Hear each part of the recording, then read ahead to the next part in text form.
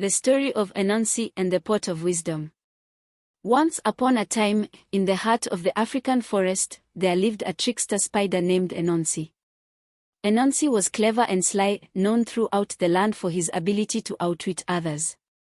But despite his cunning, he always longed for one thing: to possess all the wisdom in the world. One day, Anansi heard a rumor that there was indeed a pot that held all the wisdom of the world. It was hidden in a sacred place deep within the forest, guarded by spirits.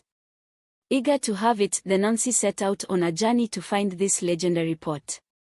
After many days of travel, Anansi found the sacred place, and to his amazement, there was the pot, glimmering with the knowledge of the ages. The spirits allowed Anansi to take the pot, but they warned him, wisdom is not something to hoard.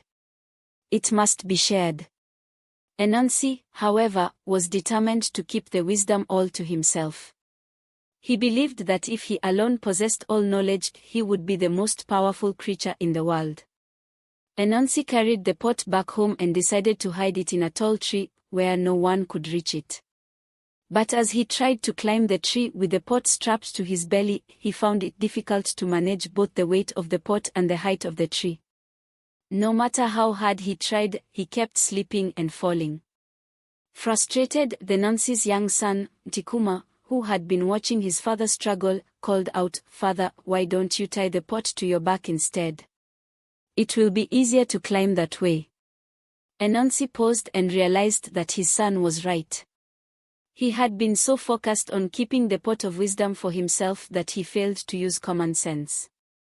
Feeling foolish, Anansi did as Ntikuma suggested, tied the pot to his back, and easily climbed the tree. But as Anansi reached the top, he stopped and thought of how could my young son, who does not possess the pot of wisdom, offer such a smart idea. It dawned on Anansi that no one person could ever hold all the wisdom in the world, not even him. Wisdom was not something that could be contained in a single pot or by a single person. Realizing this, Anansi grew ashamed of his greed. He climbed down the tree, took the pot, and smashed it upon the ground. The wisdom scattered across the earth, carried by the wind to every corner of the world. From that day forward, wisdom belonged to everyone, young and old, rich and poor, powerful and humble. And so, Anansi learned that wisdom is not something to be kept, but something to be shared. He remained a clever trickster, but he also became a teacher, passing down stories and lessons for generations to come. And that is how wisdom spread throughout the world.